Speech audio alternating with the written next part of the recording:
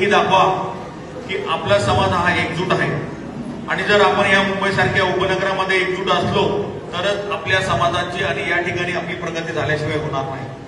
राजकीय लोक असतील, सामाजिक लोक असतील, यांना उपनगरामध्ये आपली एकी आणि आपली एकजूटता ही दिसली पाहिजे की खरोखर माडी समाज हा खूप मोठ्या संख्येने उपनगरामध्ये राहतो आहे आणि या समाज बांधवांचे आपल्याला अनमोल सहकार्य लागणार आहे। जोपर्यंत आपला दखलपात्र समाज होणार नाही तोपर्यंत तुमची दखल कोणी घेणार नाही। महाराष्ट्र माडी समाज महासंघाच्या माध्यमातून गेल्या 10 ते 12 वर्षापासून राज्यभर फिरण्याचं आमचं काम सुरू आहे। अनेक ठिकाणी अडचणी आल्या, अनेक समाज बांधव म्हणतात मी काय करणार समाजात जाऊन, समाजाचा कार्यक्रम काय करू मी जाऊन, समाज का माझं घर चालवतो का। पण मित्रांनो, मारवाडी असेल, गुजराती असेल, सिंधी असेल किंवा मराठा समाज असेल किंवा इतर कुठला